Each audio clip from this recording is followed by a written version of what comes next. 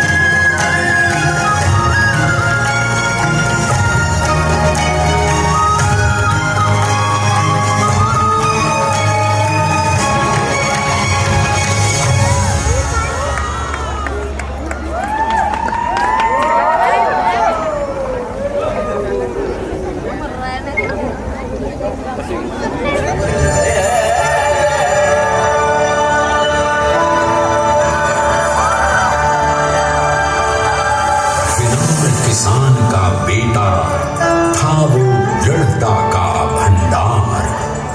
वल्लभ भाई पटेल नाम कहलाता था सरदार। कृषक कार्मिक जनगण से था उसको प्यार अपार। अखिल देश ने उसे रहनुमा किया था स्वीकार। गांधी बापू का शिष्य, सत्य अहिंसा का अवतार, किंतु एक भारत करने को धर लेता हथियार। लौह पुरुष संबोधन था वो लोहे की दीवार। तेज पुंज तुम, शक्ति पीठ तुम, बल का सागर अपरंपार। ऋणी देश का नम्र नमन तुम स्वीकारो सम्मान।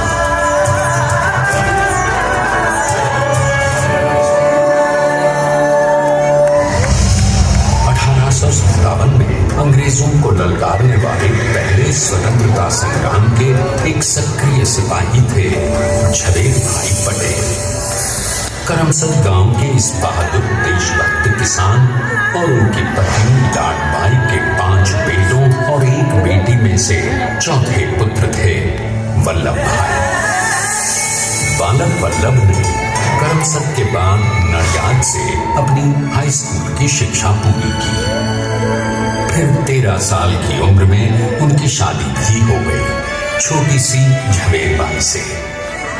2 बच्चों, बेटी माई बहन और बेटे ताया भाई को जन्म देने के बाद झवेर बाई असमय ही चल बसी। सदी बदलने और 20वीं सदी आने पर उनका जीवन भी एक चमत्कार की तरह बदला। प्लीडर का इम्तिहान पास करके वो वकालत करने लगे। पहले गोधरा, फिर आनंद और उसके बाद अहमदाबाद में। मगर जल्द ही वकालत छोड़कर वो बैरिस्टर बनने की इच्छा से इंग्लैंड चले गए। लंदन में बैरिस्टरी में अव्वल आने और वजीफा जीतने वाले वो अनोखे भारतीय थे।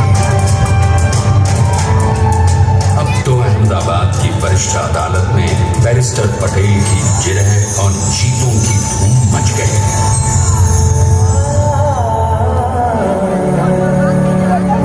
तभी एक युग पुरुष ने वल्लभ भाई के जीवन की धारा ही बदल दी। दक्षिण अफ्रीका में सत्याग्रह के अहिंसक अस्त्र से गोरे शासकों को सबक सिखाकर भारत वापस आए बैरिस्टर मोहनदास करमचंद गांधी से मिलकर वल्लभ भाई ने अपने कुछ वर्षों से सीखे विदेशी व्यवहार और संस्कार हमेशा के लिए त्याग दिए और अब वो अपने खेड़ा के किसानों को हक दिलाने के लिए बापू के साथ आंदोलन में कूद पड़े। अब उनके पैरों में जूते नहीं, गांव की धूल थी। हृदय में भारत भूमि की शस्य श्यामला धरती, मन में थे गांधी और मस्तिष्क में एक नए स्वतंत्र भारत का सपना।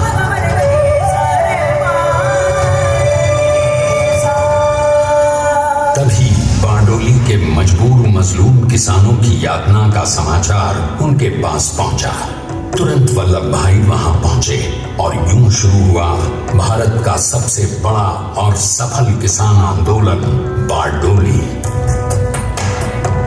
वल्लभ भाई ने बारडोली के 87,000 किसानों को ऐसा अटल अडिग अचल मनोबल दिया कि अंग्रेजी सरकार हिल गई और एक बरस के बाद उनका लगान माफ कर दिया गया।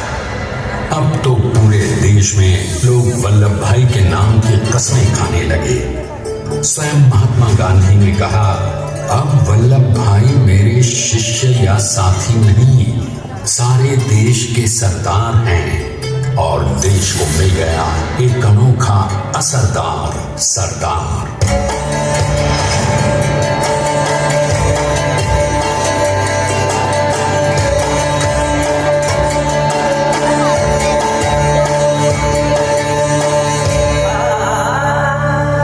सरदार पटेल के नाम और देशभक्ति से अंग्रेज डर कर कांपने लगे।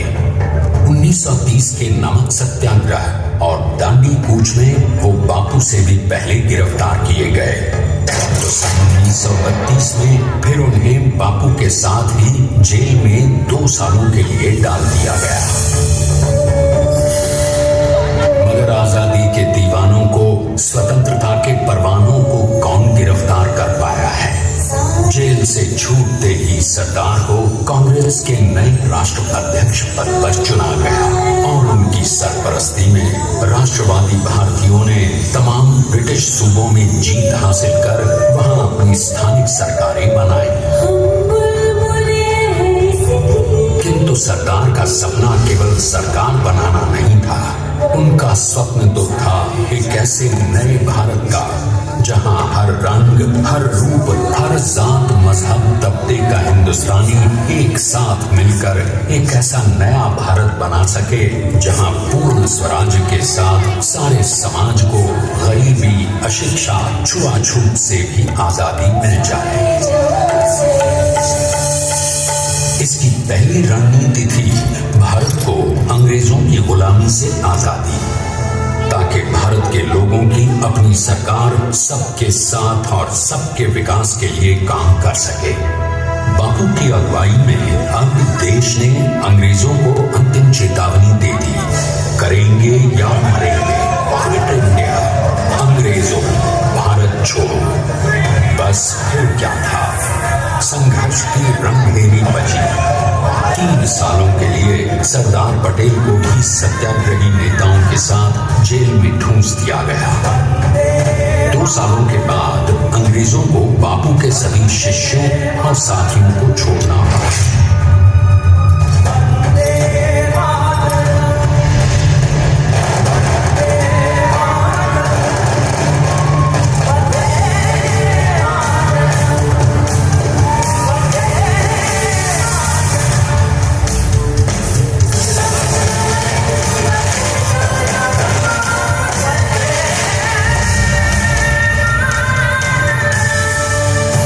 स्वतंत्रता के स्वप्न के सच होने के साथ अब सरदार पर कई एक नई जिम्मेदारियां थीं।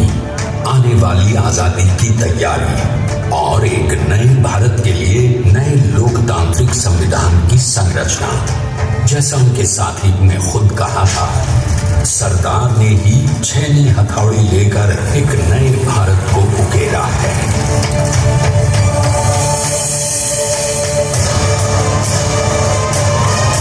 स्वाधीनता तो प्राप्त हुई, लेकिन खंडित भारत में भी उठते विभाजनवादी अंधकार को अभी दूर करना था। जब देश के खंड खंड होने का भय उत्पन्न होने लगा तो सरकार ने निर्भय होकर खुद अपनी केंद्र सरकार और साथियों को भी चुनौती दे डाली और जम्मू कश्मीर को बचाने के लिए सारे देश का आकाश वायुयानों से भर गया।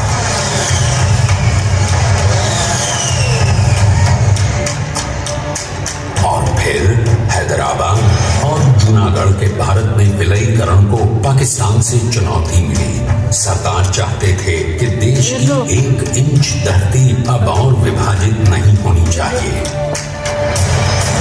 नए भारत को एक करने के लिए समझा बुझाकर मनाकर 565 रियासतों को सरदार ने अपनी सूझबूझ सदाशयिता संबल से एक नए स्वतंत्र भारत का अभिन्न अंग बना लिया। हमारे इतिहास में अखंड भारत के पुरुषार्थ का ये एक महानतम अध्याय है। जैसा उन्होंने स्वयं कहा था, हमें नए धागों को पुराने ताने बाने में ऐसे पिरोना है कि एक दूसरे में गुंथ जाए और बेहतरीन बनावट वाला एक नया भारत उभर कर सामने आ सके। अंततः अपने वज्र दृढ़ संकल्प से एक नया विराट विशाल एक भारत श्रेष्ठ भारत बनाकर दिखा ही दिया सरदार ने। संसार के सबसे बड़े प्रजातंत्र के शिल्पी को प्रणाम करने के लिए देश ने बनाया है ये समर्थ स्मारक। स्वाधीन भारत को समर्थ भारत में बदलने वाले सरदार पटेल को समर्पित प्रेरणा तीर्थ भी है। प्रधानमंत्री श्री नरेंद्र मोदी के नेतृत्व में बनी विश्व की इस विशालतम प्रतिमा के सामने आकर सारी दुनिया जैसे स्वयं ही नतमस्तक हो जाती है।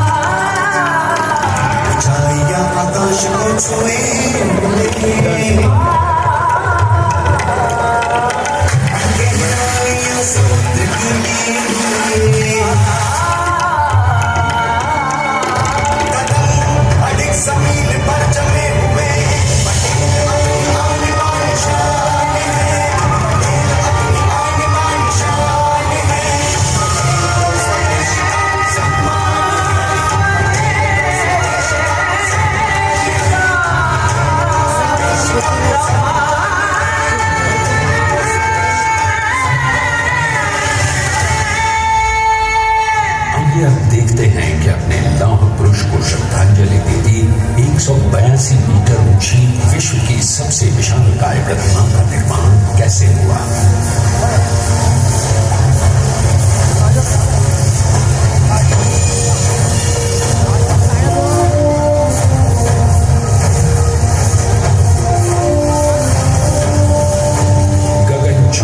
इस अद्वितीय अभूतपूर्व प्रतिमा को बनाने के लिए सबसे पहले नदी पर 4,500 क्यूबिक मीटर का राफ्ट बना और फिर सीधा 600 फीट का कंक्रीट का कोण बनाया गया।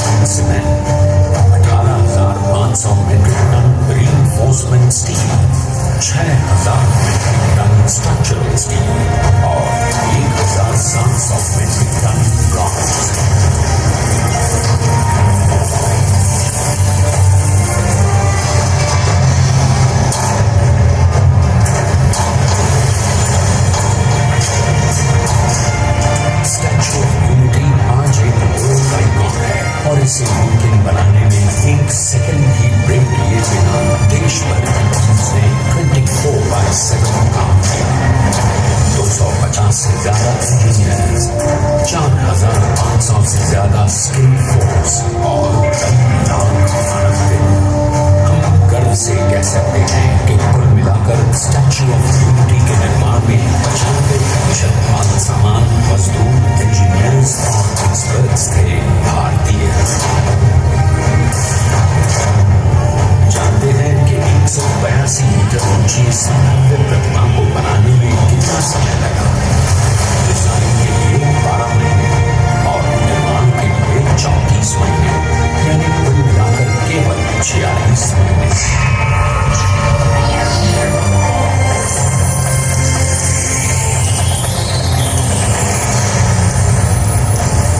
और इसी तरह बनी देश के शिल्पकार की एक अनूठी अद्वितीय विशाल प्रतिमा, जो सिर्फ आज ही नहीं बल्कि आने वाले न जाने कितने सालों तक यूं ही चमचमाती रहेगी।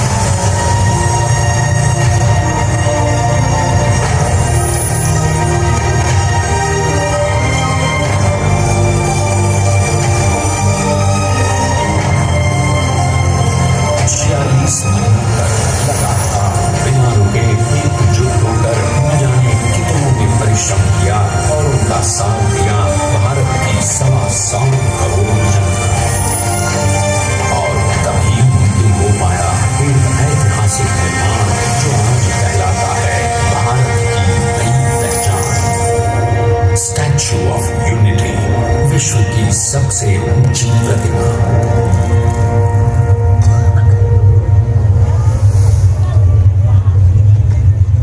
सरदार ने अपनी गंभीरता, शालीनता और दूरदर्शिता से भारत को संगठित करने के असंभव कार्य को संभव कर दिखाया।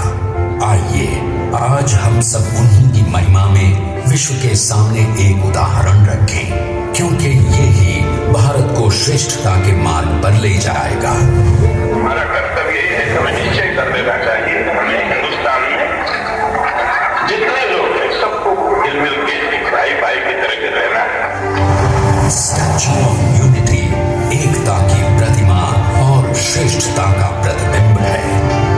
एक पहल है इस अखंड भारत को श्रेष्ठ भारत बनाने के सपने को पूरा करने के लिए। एक पुकार है हम सबको एकजुट होने के लिए। एक आंदोलन है भारत को सबसे आगे ले जाने के लिए, श्रेष्ठ बनाने के लिए। आपके योगदान और विश्वास से ही बनेगा एक भारत श्रेष्ठ Bharat.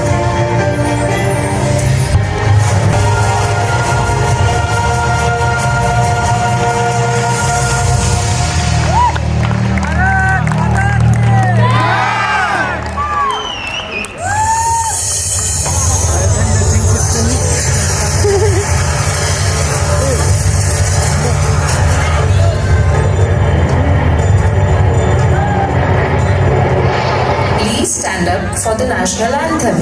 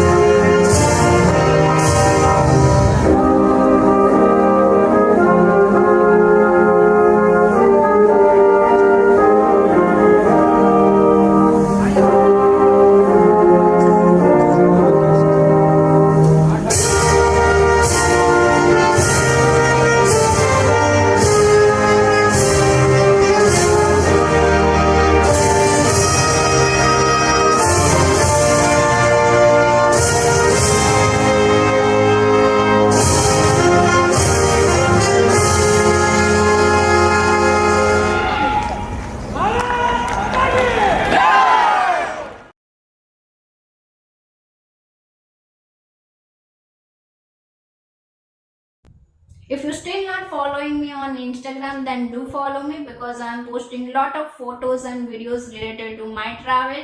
I will see you in the next videos. Till then, tata, bye bye, and keep traveling, keep exploring because the world is here to explore.